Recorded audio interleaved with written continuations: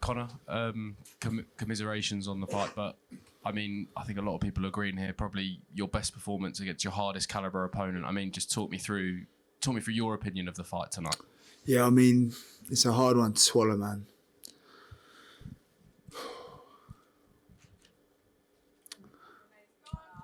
Yeah.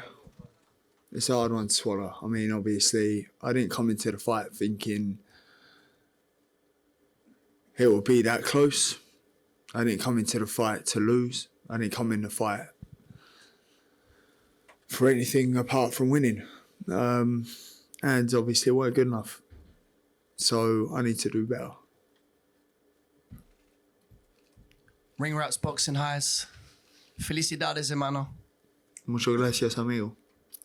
Conor, you couldn't have given any more in there tonight. It was clear you left everything out there.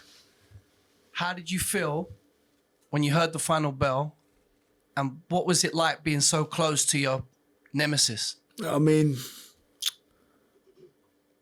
I didn't think I lost the fight. I mean, I can't really say. I don't want to be delusional and say, yeah, I think I won the fight or think I lost the fight. I think it was a close fight. And that's it. I could have done better. 14 months out of the ring, maybe played a factor in the fight. But I just want to say what an amazing turnout. Really did feel like my homecoming. And it's a blessing to be fighting back on British soil. Con, just want to say, and I'm probably not the only one who thinks this, thank you for giving us one of the most magical nights of boxing. Thank you to the EUBANKs. Thank you, Eddie. Thank you, everyone. Thank you, Nigel. Thank you, Ring Magazine, because that was a moment I felt tearful because I thought in years to come, I'm going to get to say I was there. And that was something that you did, that everybody up there did, and that the EUBANKs did. So I think you need to really hold that in your heart that you just made history tonight. Also, I think you should be less hard on yourself for the performance you gave with everything that you've carried into this, for how long it's taken, the weight that it's been sitting on your shoulders. You've done amazing. My question, I just needed to say that because I think you're amazing. I really appreciate that. I really do. But my question is, what can you take away from the fight that you're proud of? What am I proud of? It's hard because I'm a winner. And tonight I wasn't. So I don't take anything away from that. Yeah, I believe in a sport like this, you always have to be your harshest critic. You always have to look in the mirror and go, what could I have done better? How can I improve? Not what I've done well, because it weren't good enough. So as much as people may say, oh, you done well, well done, you gave us a great fight. And I'm happy I could give you guys that, but the outcome isn't the outcome that I prepared for. No excuses, whether it's 14 months out of the ring, whether it's, the 160, whatever it is. I came in there tonight thinking I'd win 100%, and I thought I'd got it done early doors. So, yeah, I need to look back, sit down with my trainer, my team, reevaluate and see what went wrong. Just go easy on yourself, okay? I'll try to. I mean... You go first, bud. Yeah, I mean, it's hurt me. It hurts, of course. No one likes to lose. Close fight, not close fight. You gotta be harsh on yourself. And I look at myself and go, this ain't good enough for me. Winning the heart of the public or entertaining the public is. I want to win, man. I don't work hard to lose. I give everything I have, everything.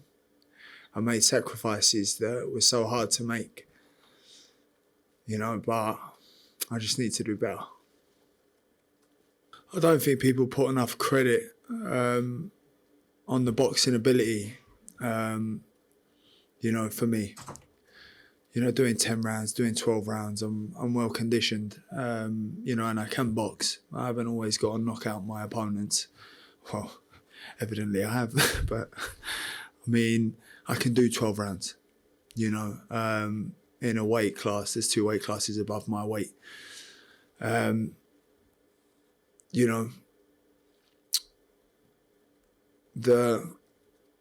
difference in it today, I believe, was just inactivity. There was a lot of emotions going on for me. it's a lot to take in after the past 2.5 years, and I wondered how much it had taken away from me. And I'm glad to see that it's not taking anything away from me at all. Proving I can take punches at 160. I mean, you don't always want to test that.